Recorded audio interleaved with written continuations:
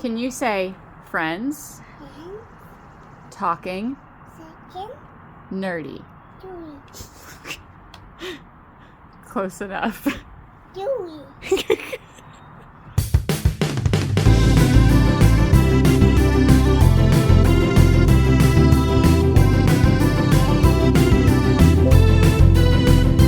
If your friends are nerdy and you are nerdy too, I want to talk to you. Friends Talking Nerdy.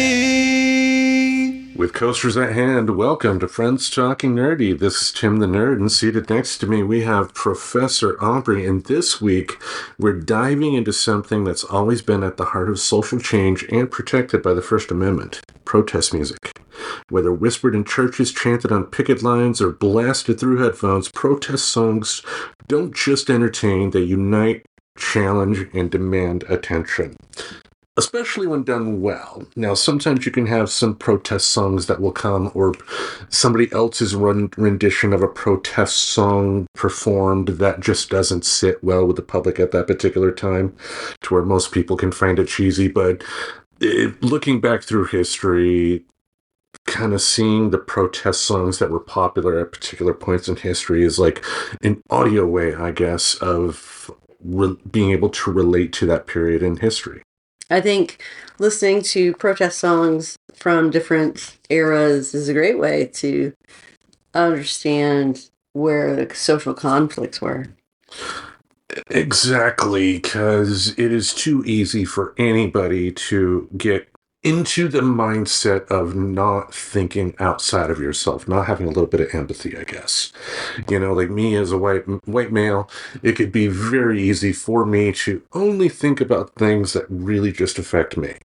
And that would be wrong. And, you know, whether it be through music or other stuff like that, you know, it's a way for you to be able to, I guess, get into other people's shoes.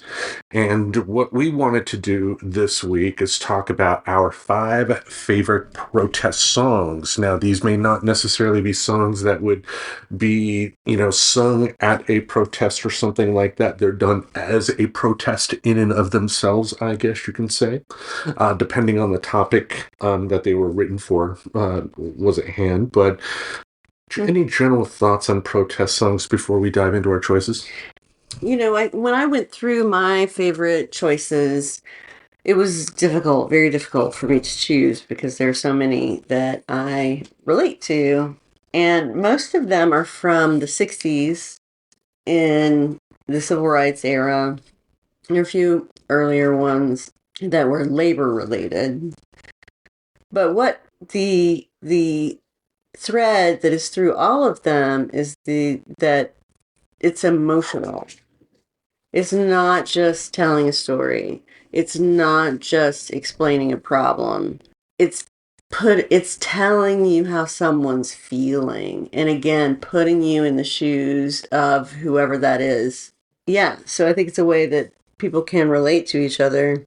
Exactly. I think one example I can use based on what you just said is the song "Fuck the Police" from NWA. Yeah. Listening to that song, you could feel the anger that was going through them. You know, when they talked about unnecessary visits from the police for whatever reason. And yeah, like the guys in the song are getting hyperbolic as to, you know, what I'm going to do and all that stuff. But I think that I've always interpreted that song as like the inner monologue that goes through people's head. Like if you're beat down for so long, you would think, wouldn't it be great if one time I just stood up and, you know, did something about it? You know, for something like that, of course, you know. Yeah. And, you know, what's interesting about Fuck the Police is that, you know, it like you were saying, that song in particular is a protest in and of itself because they were subject to arrest when they played it in various locations. They said, if you come here and play this song, we're going to arrest you. And it was banned, and I think the FBI got involved. So yeah, the good old days where musicians could still get arrested for singing a song. Hmm. What a time to go back to, right? Well, we're almost back there, I'd say. Well, anyway. So anyway, they went places and played the song. They went places they were not welcome and played the song. So they were protesting the infringement of their First Amendment rights, but also the unfair targeting of black men and rage.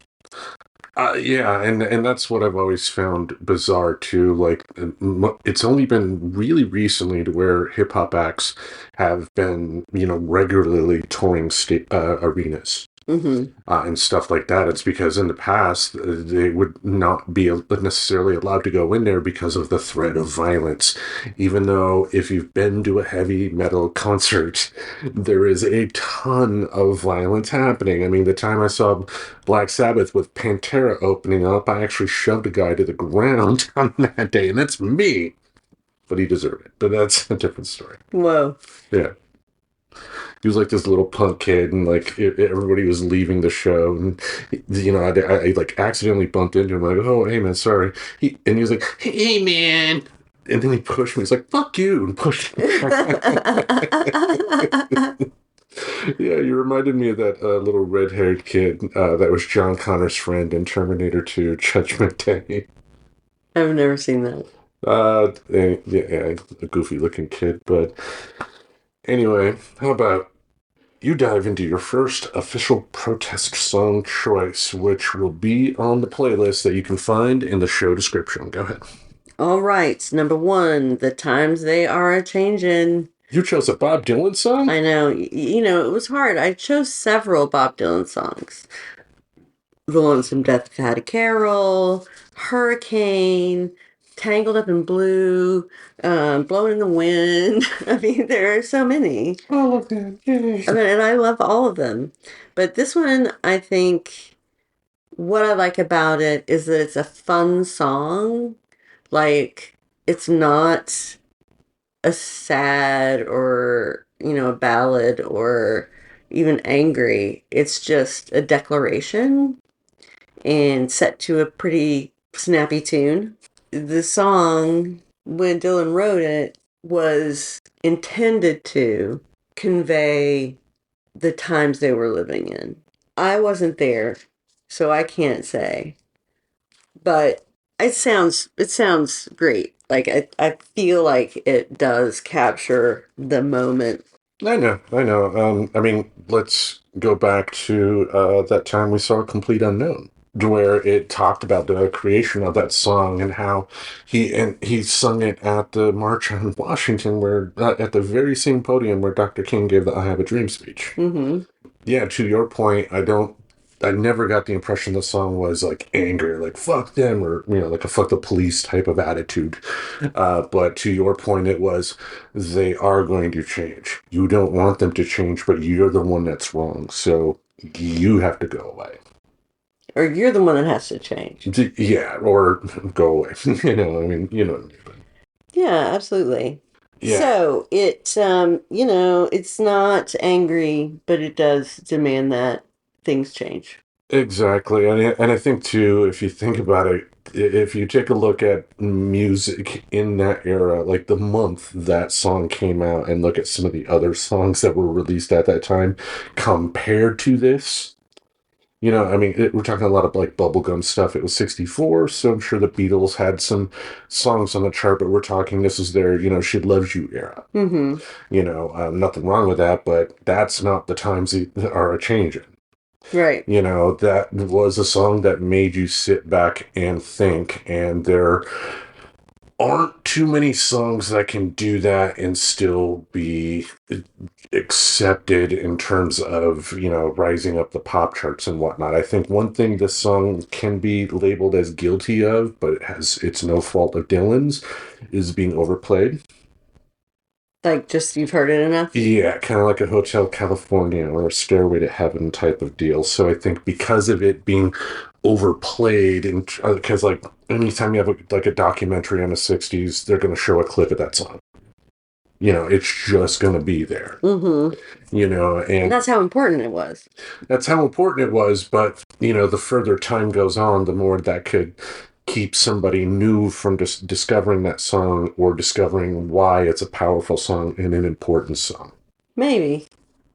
I don't know. I hope not, because I think it is one of the best protest songs ever written, regardless of if it's overplayed. Yeah. Well, Cuckoo has been overplayed.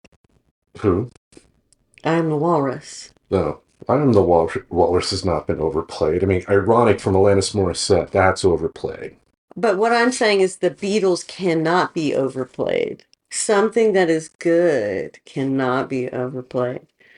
Stairway to Heaven, not a good song. It is a good song, but I think, to me, this is true. Like, too much of any one thing can make it to where you don't really enjoy it anymore. It's like when young kids get their tonsils out and find out, you can eat all the ice cream you want, and then you have it happen, and then, maybe you eat a bowl or two, but after that, you're like, I can't take anymore. It's variety is the spice of life. I mean, okay. I just think it's one of the best protest songs ever written. I'm not disagreeing with you. And if people don't listen to it because they've heard it too much, then I don't think that they deserve to hear it or use it or even be part of the progressive movement, because this song is so important. Hallelujah. I agree. Okay, what's your first song? All right, before we get into a fight, let me go to my list here. I'm surprised that I picked this one and you did not. From Crosby, Stills, Nash & Young, Ohio. Written by Neil Young. He wrote this within hours of reading the infamous Life magazine article about the Kent State shootings. He was so outraged that he wrote Ohio that day. And my understanding, too, is that the song was released within 13 days of him actually putting pen to paper. Wow. So it was released fast. It was banned by several AM radio stations, particularly in Ohio and other conservative regions, for its direct criticism of President Nixon. FM is, in the grand scheme of things, a relatively newer thing when it comes to radio. The AM was the predominant way for radio to be given to the masses for the longest time, but then FM started becoming a thing and just had better audio quality compared to AM. Mm-hmm. Several radio stations banned the song because, oh no, words. And the B-side of this was Find the Cost of Freedom, a somber song also about the cost of war. The single's artwork was stark, just the title and no image to reflect the gravity of the subject. Which I would hope so. I mean, I wouldn't want to see a single with like Crosby, Stills, Nash & Young, like their arms folded, like, we're serious, man. We're serious. Yeah, I dig this song, and it has that Neil Young bite to it. If you listen to his music, and we may talk about him again, wink, on the list, on my list here, but compared to Crosby, Stills, and Nash, like, he does have more of that harder rock growl and letting the music emote the anger compared to just playing acoustic guitar rather fast or something like that. Like, I like the guitar lick alone that opens up the song is quite legendary. Even though George Harrison apparently was not a big fan of Neil Young's guitar playing. Well, that's okay. Yeah. George doesn't have to like everything. I know. I'm just saying. It's interesting. I think he's got a certain, he definitely has a certain voice. Both his voice, his instrumentation, the chords he uses, the melodies, all of the things are distinctive because he's such a unique performer and writer. And I think what I like about Neil Young too is the fact that he does kind of go by the idea of less is more, in the sense that he, in terms of like his guitar work, going back to the George Harrison criticism, he's never been a virtuoso. A lot of his songs, given 5 minutes, I could probably play, but it's how he used those that the sounds that came from his instruments along with the lyrics that he wrote that made them, what they are today. I mean, I think I've mentioned this on the show before. I remember that telethon that was on the air on all the networks shortly after September 11th, where they had like musicians playing sad songs, and they had, like celebrities like call this number and give money, and this was, Was this the one where? No, that was for Katrina when Kanye said yeah, no, George not Bush that. pays black people. Not that, but yeah, nothing controversial will happen on this. But Neil Young actually sang Imagine. And Mm. at first I was like, him? Really? But I don't know, just something about his voice and something about how he entertains. Like he's just has one hell of a voice, and when he does do protest songs, it comes off as genuine, I guess. It doesn't come off as preachy, like a virtue signaling type of thing. Mm-hmm. Sure. Definitely not virtue signaling, I don't think, Neil Young. Yeah. Any thoughts on Crosby, Stills, Nash and Young in Ohio? No, I mean, I think everything you've said is correct. Well, I know that. And I agree. I agree with it. Yeah. Yeah. All right. Well, how about you dive into your next choice? Okay, my number 2 choice is going to be A Change Is Gonna Come, which was written and performed by Sam Cooke. It was released after Cooke was killed in 1964. He had been turned away from a whites-only hotel and went home and wrote this song. And, it's a deeply personal story, but also has been a song that is a rallying cry for anybody really who's been looking for change, anybody who's fighting against the status quo. And it's a hopeful song, right? It says a change is going to come. We just have to get there. We have to keep moving forward. And I think that's a great message. It really feels like a cry to action. And again, I'm only interpreting this song based on what you've told me because I've not heard it yet. Myself, I've not heard that particular song, but it does sound like it's also reminding people that when it comes to change, just because you don't see the change today doesn't mean you stop fighting. If you want that change, you keep fighting. Yep. Because there are some people who won't see that change, but we're glad that they did, and I've used examples before, like the civil rights era, the Stonewall incident. What if they decided, we're not seeing the change today, so let's not do anything. Look at the change that happened in a positive way because those people did what they did, right? Right. I mean, they put their lives on the line. And if they had chosen not to, if they had chosen to run away, maybe at some point somebody in the future would have stood up. But it was those people who stood up and nobody before them, which is not true. Like This was the rallying cry, I get, in terms of like Stonewall. It was let's compare it to music. It was the nirvana of protest movements. There were other things beforehand, but this is the one that struck the nerve in people, right? Sure. Okay. Any other thoughts on that song from Sam Cooke? No, I can't wait till you hear it. I think you'll really enjoy it. All right. I know he used to be a gospel singer, was a contemporary of Aretha Franklin. Oh, nice. Right. All right. How about I go on? Please do. This is another group that Neil Young was involved in, as well as Stephen Stills. Buffalo Springfield, For What It's Worth. Classic protest song. Not as rock music like that I would normally listen to on a regular basis, but it still has passion. There's actually this great channel I like on YouTube. It's called Rock Essentials with Tim, another Tim. And he lives in the LA area, and he goes to particular locations where famous incidents happen in rock history, and he went to the exact location to where Stephen Stills was inspired by this song to write this song. The song wasn't about Vietnam as commonly thought. It was written by Stephen Stills about the 1966 Sunset Strip curfew riots in Los Angeles, where young people protested the closing of music clubs. The title isn't in the lyrics. Stills reportedly handed the song to his producer saying, "Here's a song I wrote for what it's worth." The phrase stuck as a title, and it launched their careers despite being recorded hastily to capitalize on the protest. It was not originally intended for any album, but its success led to it being added to reissues, which says a lot about a single. Yeah. It kind of does. I mean, they did talk in the notes I gathered here that, it was pushed out by the record company to capitalize on that particular violent riot that occurred.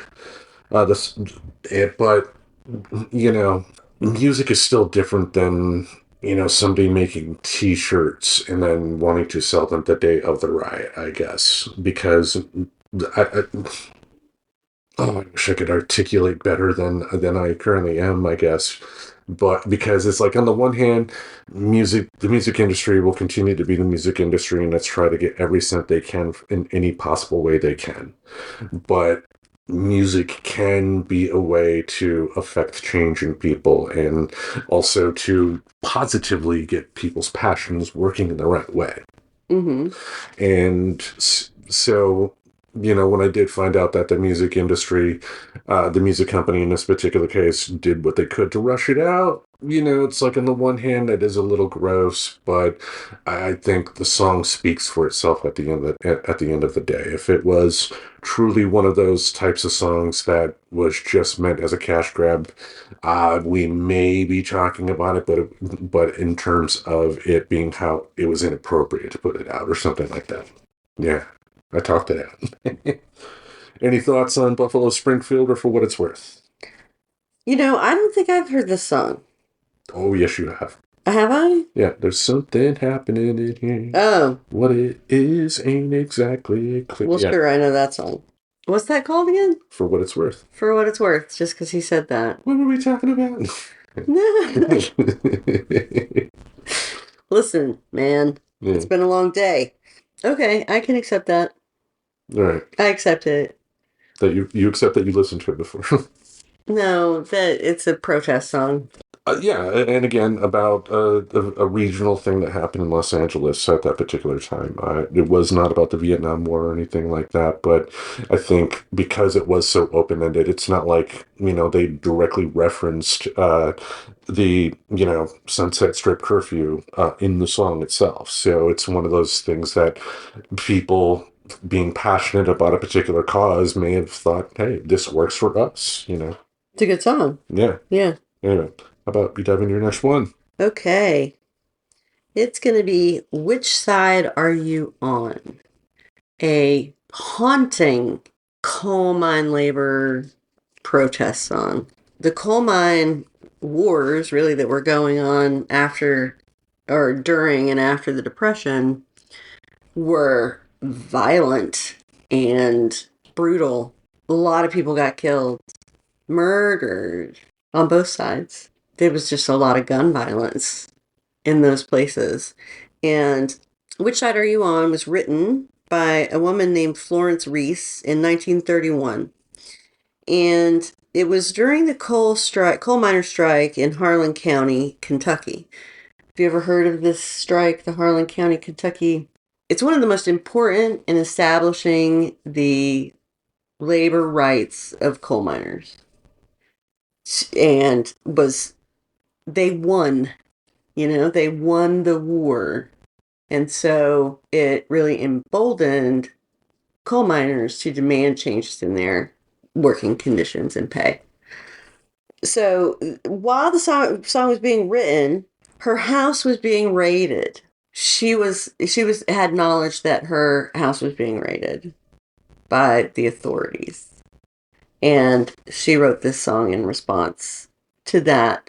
And it's Which side are you on? Meaning, are you a company man or are you on the labor side?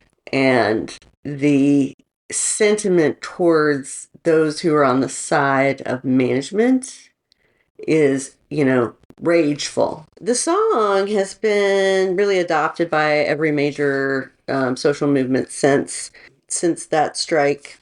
And it's been adopted by labor movement, civil rights movement, and even punk bands have played this song. The song has evolved with each generation, just like songs do, right? Our experience of Stairway to Heaven is very different from the experience of the people who heard it when it first came out. Yeah, there's no smell of Schlitz in the room. Yeah, so all these songs, even if they're really old, like 31, it's almost 100 years old now. I do have this theory, though. Well, never mind. I might talk about my theory later. But let's hear the theory. I'm fascinated. What's the theory?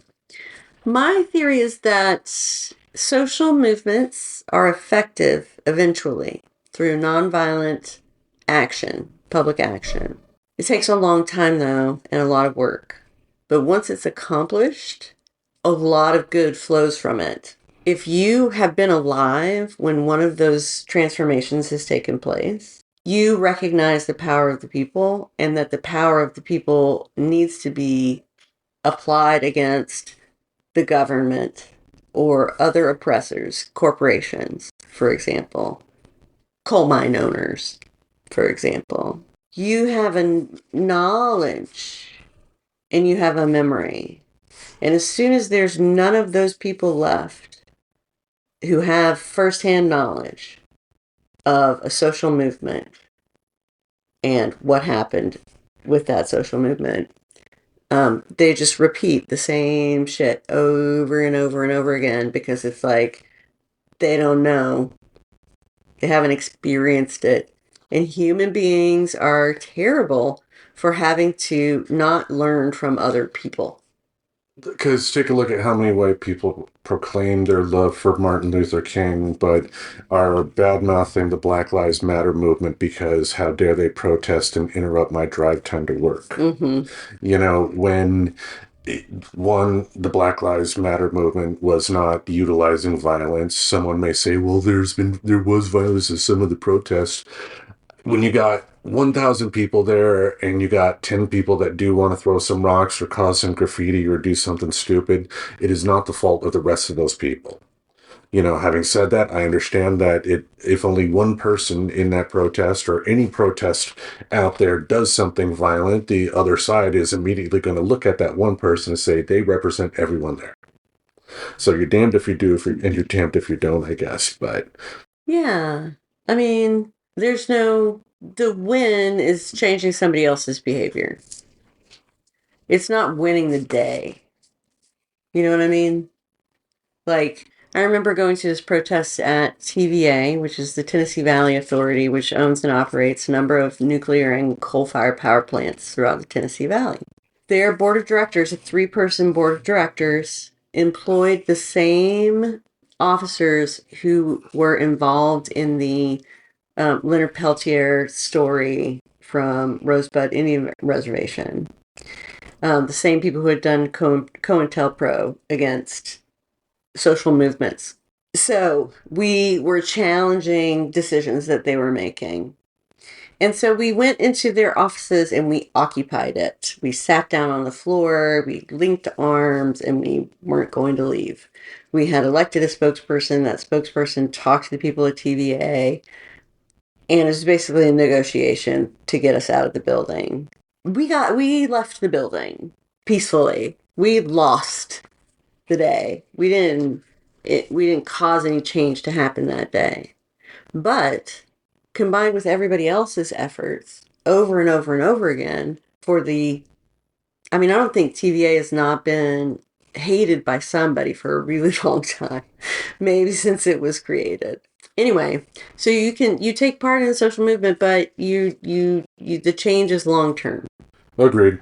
How about I dive into my next choice here? That'd be great. All right. Here's one track without Neil Young. It's called Killing in the Name from Rage Against the Machine, I believe off of their first album. Are you familiar with this song? Yes. All right. Do you love it? Rage. Yeah. I do like it. Okay. The song was banned from U.S. radio during the. I don't think this was played on the radio because of how many swear words are in it. But if it made a program director feel nice, great. And it's still censored in many countries due to its explicit lyrics and anti-police message. Now, this is funny, and you gotta love the people in the UK for this, but it became a UK Christmas #1 song in 2009 Whoa. as part of an online campaign to stop the X Factor from dominating the charts. Rage beat Simon Cowell's winner with a 17-year-old protest song. And funny enough, because of that, Rage Against the Machine got to appear on the BBC and play this song. And the BBC, said to them, "Hey, when you get to the end of your song, can you not use the swear words?" And they're like, "Oh, okay." Wink. And then they get on there, start singing the song, and then they get to the end, and Zach De La Rocha turns to the camera, gives the bird, and "fuck you, I won't do what you tell me." And then they shut the song down before they finished. That's pretty great. Yeah, like how many people are going to learn you never say that to a rock and roll artist because they will understand that by defying what they were told, they're going to be talked about for years to come. It could be something as simple as like what Elvis Costello did on his first appearance on Saturday Night Live. Are you familiar with that? The record company wanted him to play one song, and he played like the first few bars of that particular song, and then he goes, "No, no, stop, stop, stop, stop. We're going to play this song instead." And then they start playing Radio Radio out of nowhere. And because, Radio? Yeah. The Elvis Costello song? Yeah. Okay. There's an Elvis Costello song called Radio Radio. Yeah. Yep. But, and that's innocuous compared to this right here. But yeah, it's just, if you have to consider asking a rock and roll band or any, band of popular music to not do something, then maybe you don't have them on your show because they're going to tell you, "Of course, we'll listen to everything you say," and then not do it. It's in their best interest not to. Yeah. Yeah. All right, the last bit of trivia here. Zach De La Rocha reportedly improvised much of the iconic "fuck you, I won't do what you tell me" section in the studio during an early take. It was kept as the final cut. Now, this song here is not like a folk song that is, heavy on lyrics. It's just a few sparse verses put together, but it kind of channels that, for lack of a better term, rage, because it is meant about law enforcement. This particular song, what's the opening lyrics? Some of those that use forces are the same that burn crosses. My lyric might be slightly different, but it's that type of lyric just pretty much over and over again, but yeah, not happy-ended lyrics, but one hell of a great song. What are your thoughts on it since you have heard it? Yeah. I love the song. I don't think of it as a protest song. Like, I think of it as like a mosh pit song. The "fuck you, I won't do what you tell me" thing? You couldn't see that happening at some like protest? I mean, I'm imagining a video for it that is like really good and focused on like international politics. Like the "fuck you, I won't do what you told me" United States, like the rest of the world is pointing at us and saying that. So I guess it's a good protest song. Okay. You approve. Yeah. All right. Well, with that, how about you dive into your next choice? What's funny? Nothing. I'm just laughing. I'm laughing. You just in a good mood? Yeah. So the next one is "We Shall Overcome," a traditional spiritual that was popularized in the civil rights era. And it is a gospel song through and through. It goes back to the 1800s sometime. And it was this, what had been called a Negro spiritual, which was a song that had never been written down, but that was known far and wide and was usually, spiritual in nature. And often about, the freedom to come, the life beyond, all of those things. And this song is the opposite of the song we were just talking about, right? Yeah, they're not going to be throwing up the middle fingers and No. fuck you, I won't do it. No, it's a song to each other, right? Saying, we're going to fix this. Everything's going to be okay. We're going to overcome this problem. And it's a song about solidarity and kindness and joining together. Whereas the fuck you I don't do as you told me is a fuck you to the establishment. Yes. Absolutely. But it's not something that a broad group of people are going to rally behind and that MLK is going to quote and that, you know what I'm saying? Fuck you, I won't do what you tell me. It's about endurance and unity, Yeah. solidarity. Love the song. You haven't heard it. No, I've heard it. Okay. How do you feel about it? I mean, I won't necessarily be putting it on a personal playlist or anything like that, but I think this is like one of those songs that if I were in the right atmosphere, like with a group of people marching down the street, singing this song, it would have a different meaning for me than it does by just hearing it in a documentary or having it, come up in a playlist like this, for instance, that we're going to put together that you can check out by clicking the link in the show profile. Sometimes there are just songs that fit the moods of the particular place you're in, and this is an innocuous example, nothing compared to this, but Dancing Queen, ABBA, the reaction you see when people are at a club dancing and this song comes on is fucking amazing. Whereas if, sometimes, like, for me, I like hearing a song regardless. That is one that would be on my playlist. But for some people, it may not necessarily be the type of song they would enjoy by just listening. But if they were out dancing, they could get into it a little bit more. And I think this is one of those types of songs, too. Like, being that it's called a spiritual, if you think about it, like sometimes, even though I'm an atheist, I will say that when it comes to religious gatherings, they do use music for a reason. Yep. It helps heighten the emotions and makes people feel closer together than they really are, Mm-hmm. Mm-hmm. So. It's a method of communication that engages a number of senses.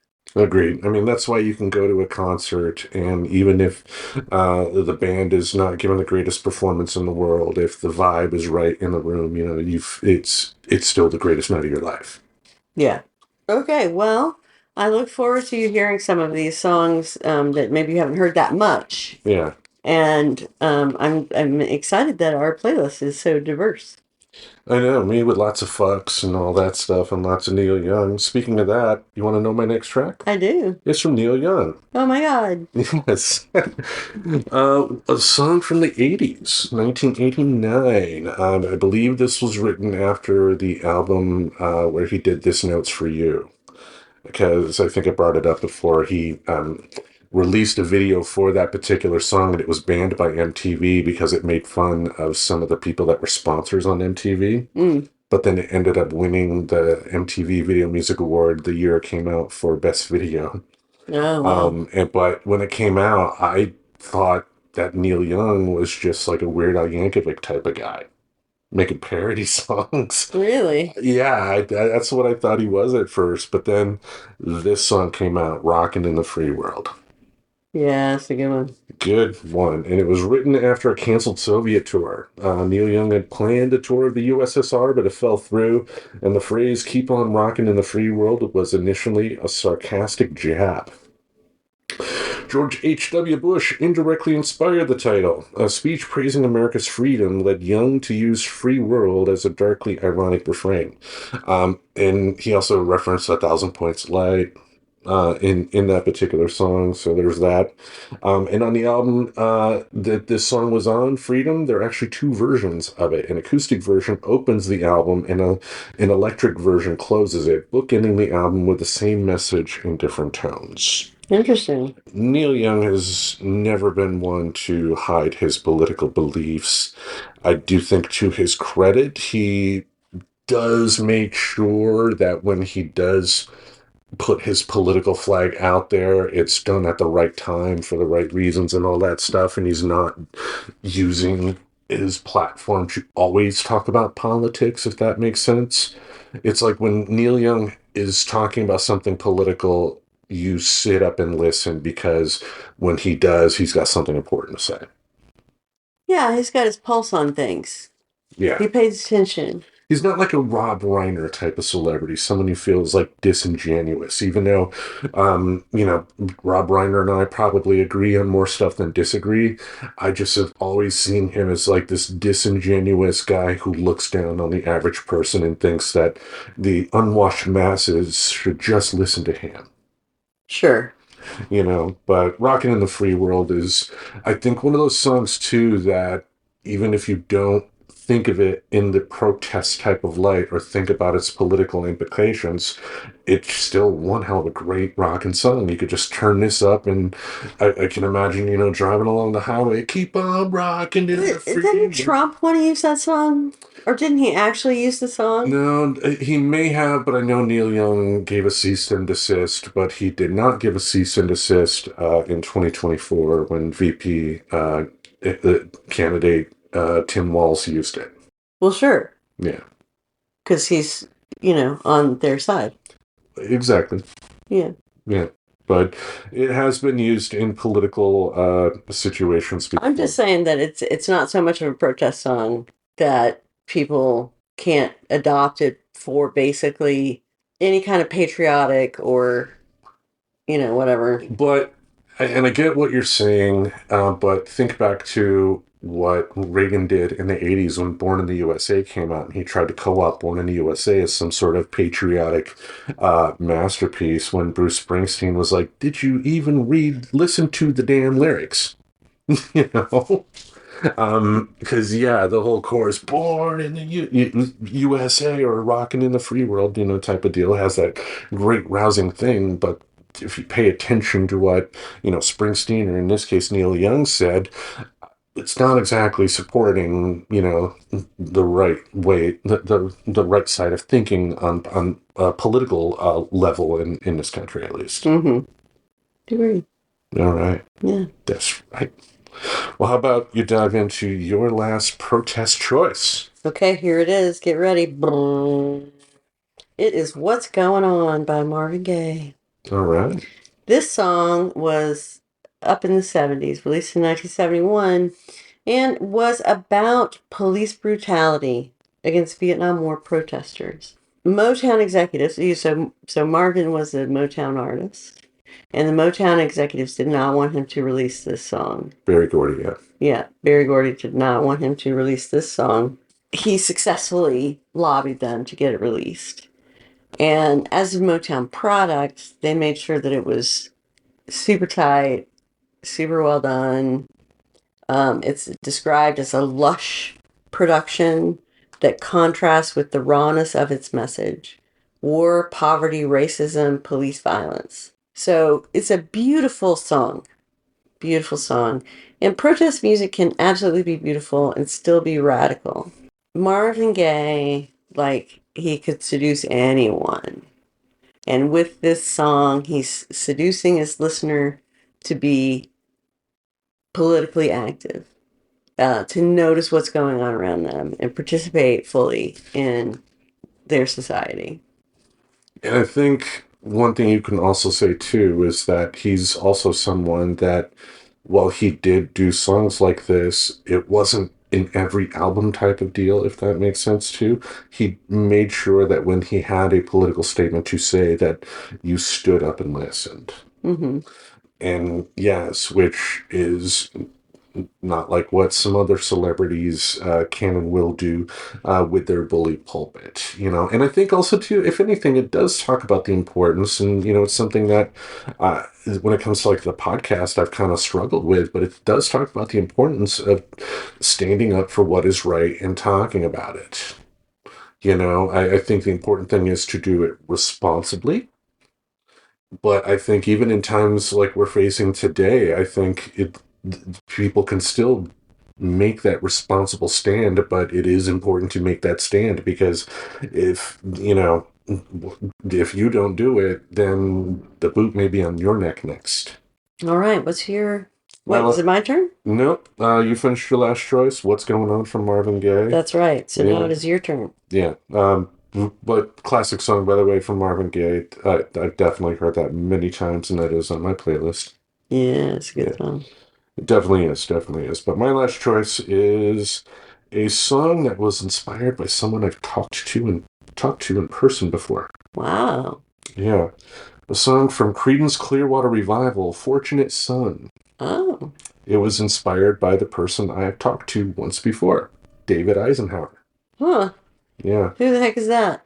Well, as you could tell by the name, Dwight Eisenhower's grandson, I believe, but he also, he was Dwight Eisenhower's grandson, but he married one of Nixon's daughters. Oh, Trisha. Yeah. And actually, the time I talked to him was on a TV show, and I got to ask him.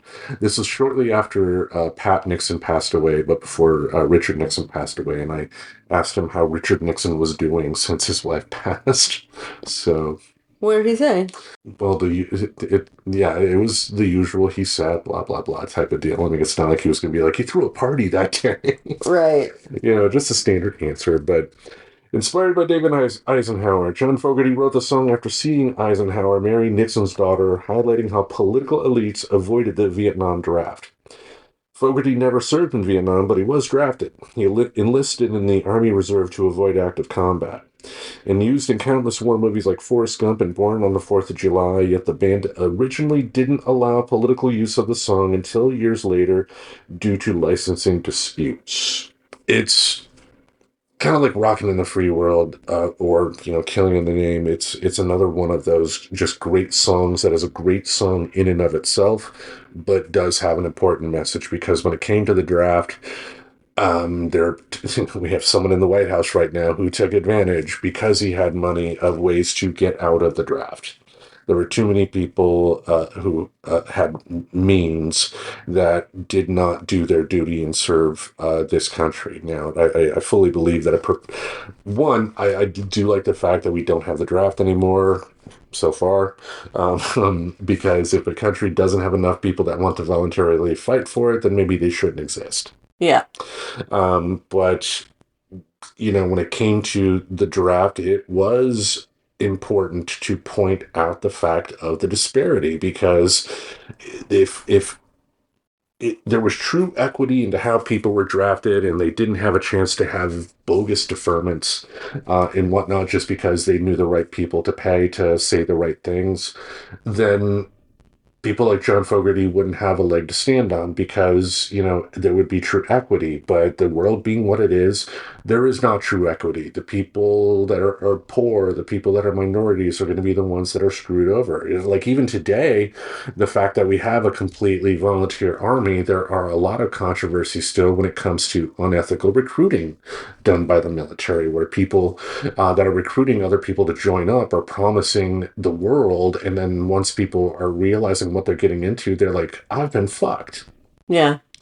And sorry, that is a problem. And that is, again, something to speak about, the equity of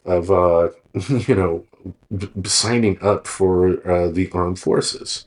But this particular song, great. I do remember in Forrest Gump, I saw Forrest Gump in theaters, and, the soundtrack was one of the co-stars of the film. Mm-hmm. And, hearing Fortunate Son as you see the, military helicopters flying by, you're like, yeah! Any thoughts on Creedence and Fortunate Son? I didn't think I knew that song, but I do. It's very famous. Yep. Yeah. It's a good song. I like it. All right. Yeah. John Fogerty actually, within the past year, finally got the rights to all of his Creedence Clearwater Revival songs back. Oh, yeah.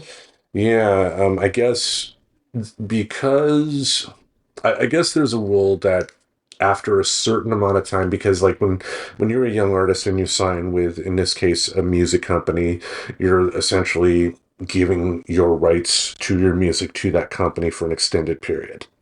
But after, I believe, and I'm just guessing at this point, so if I'm wrong, I'm wrong, but it's in the general ballpark. I believe after like 50 years or 75 years, the artist in question or their estate would get the rights to the songs back.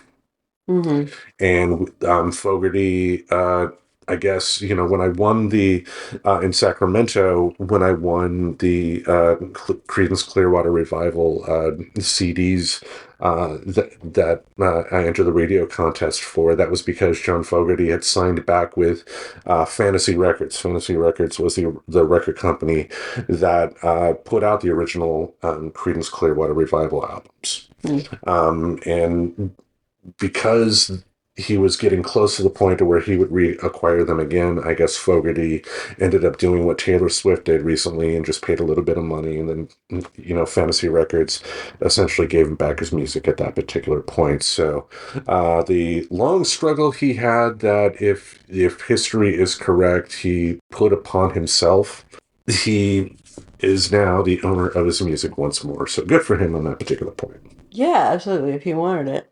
If he wanted it, and he did, so he got it. Well, before we wrap things up this week here, and after all this talk about protesting songs, how about you tell the folks at home about your experience at the No Kings protest, which happened on June 14th.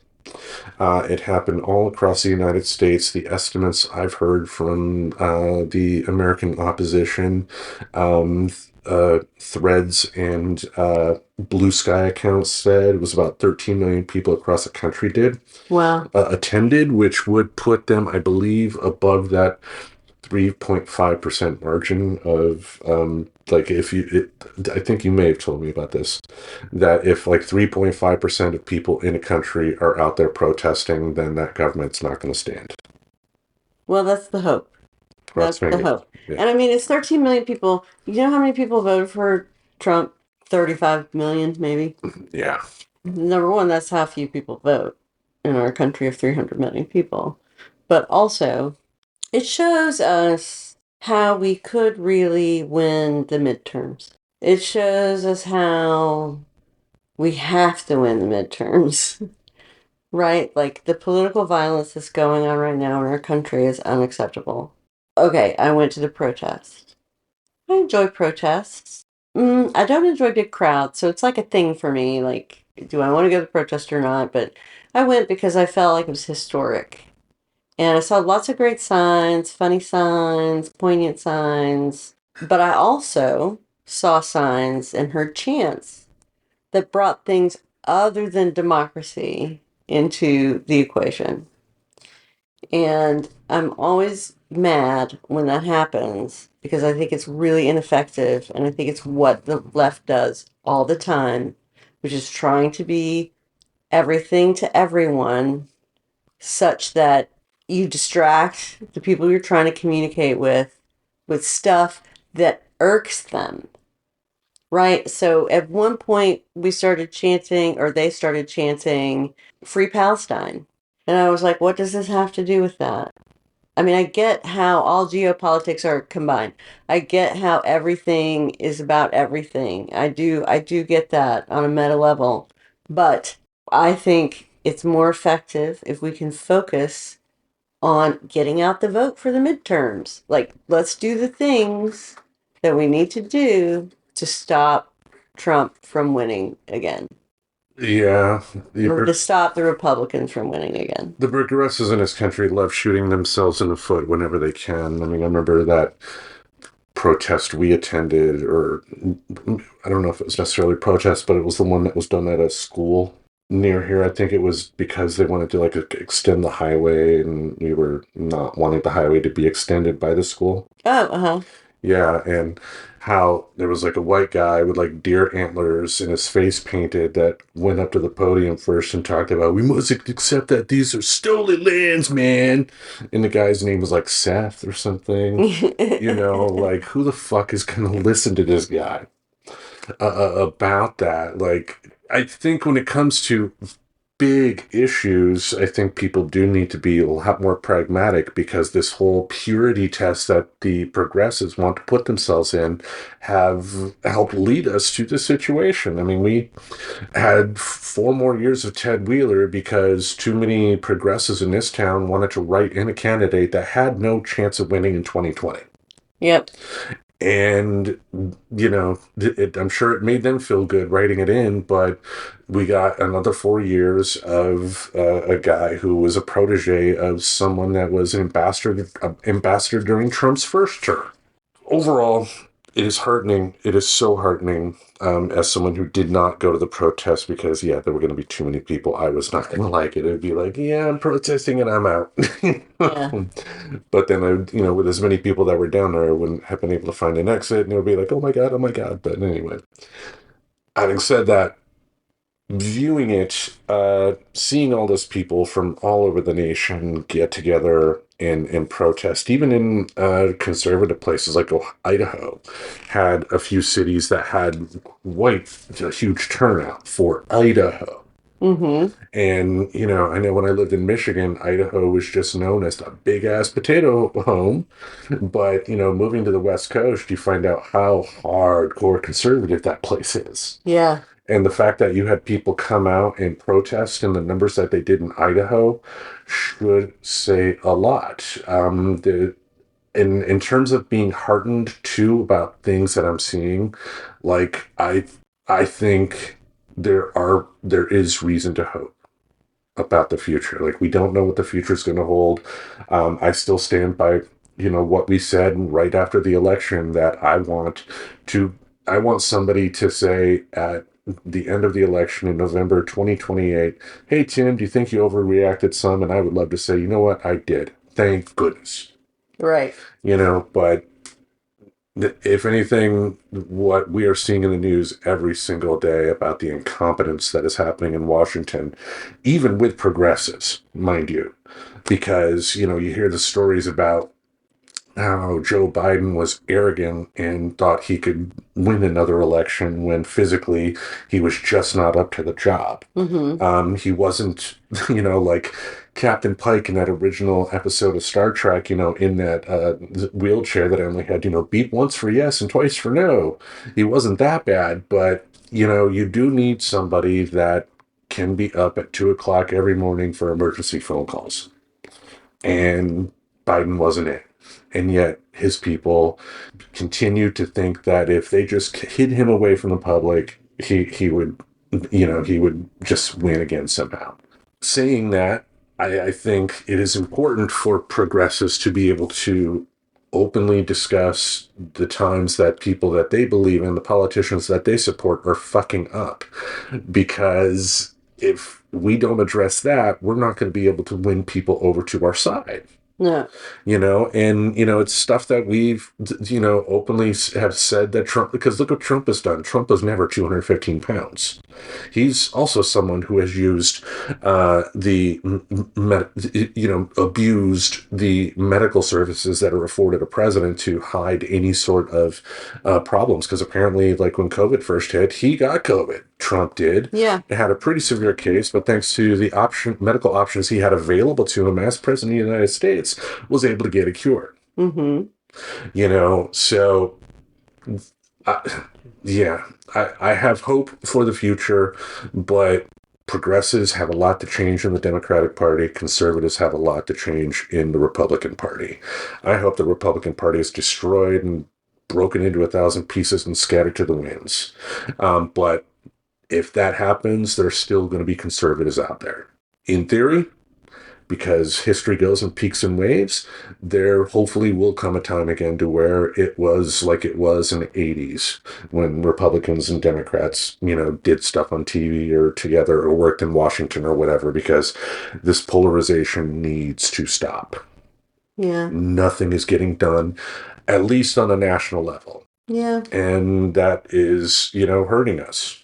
It just is.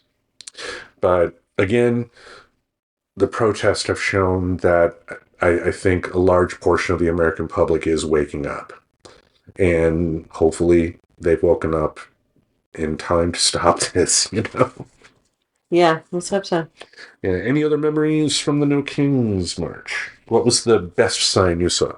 There were lots of really great ones. There was like the guillotines.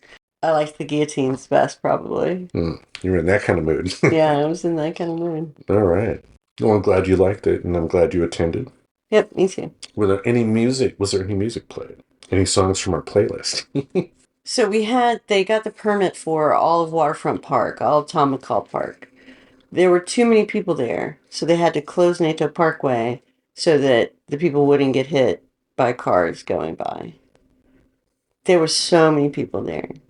The march went from Tom McCall Park all the way up to Broadway, down 2 blocks, back down to the river, across the Morrison Bridge, turned right on MLK, came back over the Hawthorne Bridge. Oh, walking over bridges, I wouldn't have. That's another reason why I was not going to be at the protest. So it was the front met the back. So there was no end. There was so many people there. Yeah. There was no listening to music. It was like, you were chanting with the people around you. And for perspective, I believe the Waterfront Park is like at least a mile long, right? Yeah. If not more. If that was full and they had to close down a roadway because more people showed up, that was quite the turnout. Quite the turnout. Yeah. So. I haven't heard actually what the final Portland number was. I'm sure it was 11 billion, right? Right. So based on the information you have found here, it looks like at minimum 50,000 people. Yes, that's what the Portland mayor is saying, that there were 50,000 people. Other people have said tens of thousands. It is probably larger than the 2017 Women's March, which was, I think, up to that point, the largest protest that had ever happened in Portland. And it was, 12 blocks full of people. That's almost a mile. Yep. And my understanding is that the hope is that we'll have another one come July 4th. Great. It's stuff like this that keeps the talk going, I guess. Sometimes you just can't be nice and say, please, will you stop doing this? Please, please, please. So you have to do something extreme. And protesting is covered by the First Amendment. Whether people that want to agree with the protesters or not, the ones that are not agreeing with the protesters seem to think that's not the case, unfortunately. But you have the right to protest. You just don't have the right, I guess, to have everybody agree with you, but you have the constitutional right to protest. That's right. Yep. And you should, if you have the ability to do so. Or find other ways to support if you can't, do something like a march or something like that. Maybe you can give money. Maybe it could just be simply, if you do have some sort of a, social media, hub or something like that gets attention, sending out the right links, not in terms of the correct information out there, not hyperbolic stuff, not stuff that stokes the fire, I guess, but stuff that's really important and stuff that people should know. Mm-hmm. Solidarity. Solidarity forever. All right. Any other thoughts before we wrap things up this week? Nope. All right. Well, as always, thank you very much. Each Monday, we'll have something in this podcast space to entertain your ear holes. Until we meet again, we bid you adieu. So long. We shall overcome someday. Someday. Damn it. Subscribe to Friends Talking Nerdy on YouTube Music, Apple Podcasts, Spotify, or wherever you listen to podcasts. Goodbye, darling.